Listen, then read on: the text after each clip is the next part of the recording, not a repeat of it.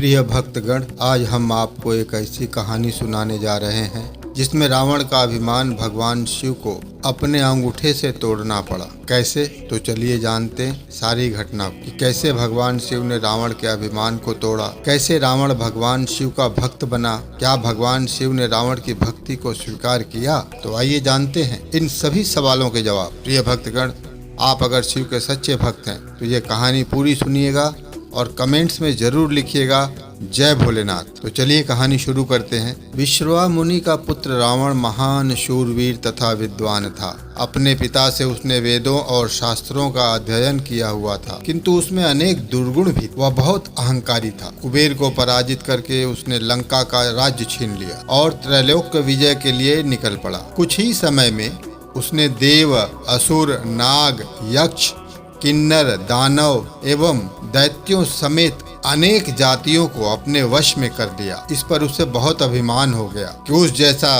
शक्तिशाली व्यक्ति इस दुनिया में दूसरा कोई और नहीं है। एक दिन रावण कुबेर से छीने हुए पुष्पक विमान पर बैठकर कैलाश पर्वत से जा रहा था कि अचानक उसका यान अपने आप नीचे उतरने लगा। यह देख रावण को आश्चर्य हुआ। उसने सोचा अवश्य ही पुष्पक विमान में कोई खराबी आ गई है। उसने विमान को इधर उधर से देखा, किंतु विमान नीचे उतरता ही गया और एक पहाड़ पर खड़ा हो गया। रावण विमान से उतरा ही था कि उसे एक विकट हुंकार सुनाई पड़ी। उसने अचकचाकर ध्वनि की दिशा में देखा तो एक छोटे से पुरुष को, जिसका मुख बंदर जैसा था, अपनी ओर आते देखा। उस पुरुष के हाथ में त्रिशूल था। उसने उपेक्षा भरे भाव से रावण की ओर देखा। इस पर रावण चिढ़ उठा। उसने पूछा, कौन हो तुम? क्या तुम्हें किसी ने शिष्टाचार नहीं सिखाया कि महाराजाओं से किस तरह व्यवहार किया जाता है? वानर मुख पुरुष अट्टहास लगाकर बोला, महाराज और तुम? भला मैं भी तो सुनूं कि तुम कहाँ के महाराज हो। यह सुनकर रावण और भी ज्यादा क्रोधित होकर बोला,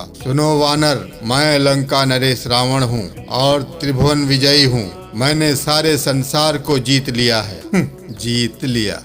यह कैलाश धाम है, यहाँ तुम्हारा किसी तरह का घमंड काम नहीं आएगा। यहाँ के अधिपति भगवान शिव हैं। वानर मुख पुरुष बोला। रावण ने हंसते हुए कहा, ओ, लगता है तुम्हारा शिव स्वयं को बहुत शक्तिशाली समझता है, तभी तो वह मुझ त्रैलोक्य जयी के आने पर भी निश्चिंत बैठा है। अब मैं इस स्थान को नष्ट भ्रष्ट किए बिना नहीं छोड़ूंगा, जिससे वह शिष्टाचार सीख सके। ये कहकर रावण ने गुस्से में भरकर कैलाश पर्वत को ही उखाड़ लिया। वह उसे अपने कंधों पर उठाकर फेंकना ही चाहता था। पर्वत के हिलने से माता पार्वती चौंक कर शिव से लिपट बोली, स्वामी, यह क्या? आज कैलाश पर्वत डगमगा क्यों रहा है? शिव मुस्कुराते हुए बोले, लगता है कोई विवेकहीन व्यक्ति हमारी परीक्षा लेने पर तुला हुआ है देवी। यह कहकर भगवान शिव ने कैलाश पर जोर से अपना अंगूठा दबा दी। कैलाश पर्वत तत्काल नीचे बैठ गया और उसके नीचे रावण दब गया। रावण को पश्चाताप होने लगा कि उससे महान भूल हो गई। उसने नीचे दबे दबे ही शिव का जाप करना आरंभ कर दिया। वर्षों तक कैलाश के नीचे दबा रावण शिव की उपासना करता रहा। उसकी भक्ति देखकर पार्वती को उस पर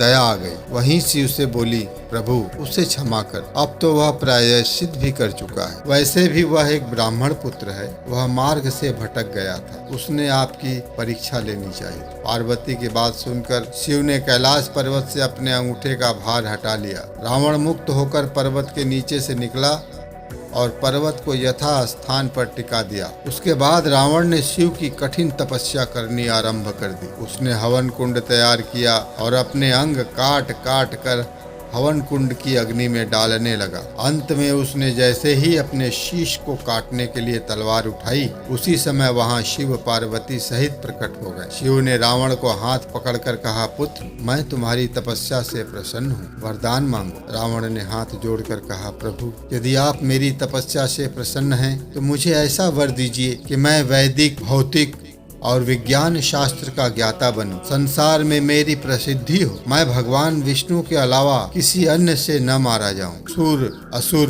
दानव, दैत्य सब पर अजेय रहूं। मेरे 10 शिष्य हों, ऐसा ही होगा वत्स। यह वर देकर भगवान शिव अंतर्धान हो गए। फिर रावण अपनी लंका में लौट गया और अंतिम समय तक भगवान शिव का परम भक्त बना रहा। इस तरह भगवान शिव की कृपा से रावण का अभिमान भंग हुआ। तो दोस्तों, मेरी ये कहानी आपको कैसी लगी कमेंट्स करके जरूर बताइएगा दोस्तों, और लाइक शेयर करना मत भूलिएगा। और जो मेरे भाई मेरे चैनल पर पहली बार आए हैं वो मेरे चैनल को सब्सक्राइब करके बेल आइकन दबाना न भूलें, ताकि मेरे आने वाली हर वीडियो की नोटिफिकेशन उन्हें सबसे पहले मिलती रहे। तो चलिए मिलते हैं फिर ऐसी ही एक अच्छी कहानी के साथ। तब तक आप अपना ख्याल रखिएगा, स्वस्थ रहिएगा, मस्त रहिएगा। जय भारत, जय हिंद, वंदे मातरम दोस्तों।